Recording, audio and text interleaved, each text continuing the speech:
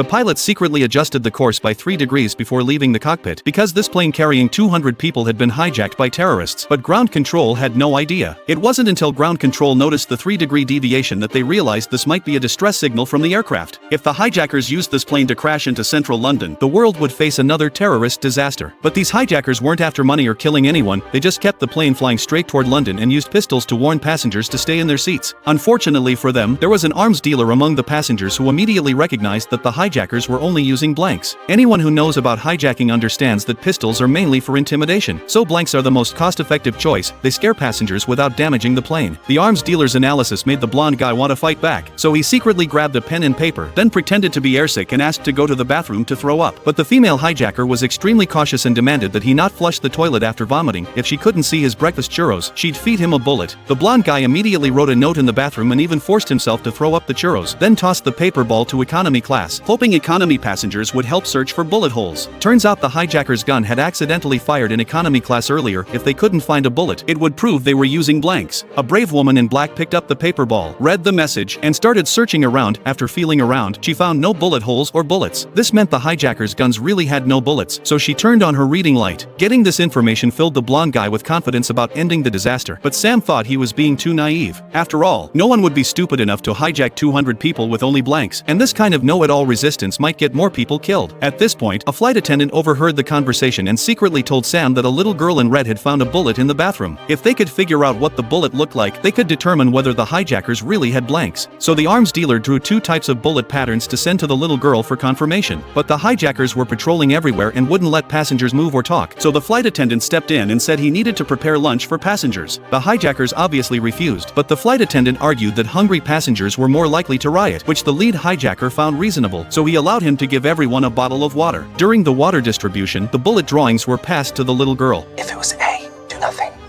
If it was B, and you're sure it's B, turn on your reading light. After carefully thinking it over, the girl chose to turn on her reading light, and after the flight attendant confirmed multiple times, they finally determined that the hijackers' guns really contained blanks. The flight attendant used code words to pass back the information, and the blonde guy wanted everyone on the plane to fight back, but only the 3 of them knew the truth, so they'd have to lead the resistance. But the blonde guy didn't dare lead the charge. Fortunately, something happened in economy class. A passenger actually fought back against the hijackers to get insulin for his father, but since everyone was afraid of the hijackers' weapons, no one dared help. Only Sam saw this as the perfect opportunity, but the blonde guy was already too scared to move, so now only Sam could be the hero. If the hijackers had even one real bullet, he could say goodbye to the world. When the lead hijacker noticed the commotion, he immediately grabbed a toiletry bag from the luggage. At this moment, Sam had snuck into economy class, bypassed the 2 people fighting, reached the weakest defensive position, and targeted another elderly hijacker.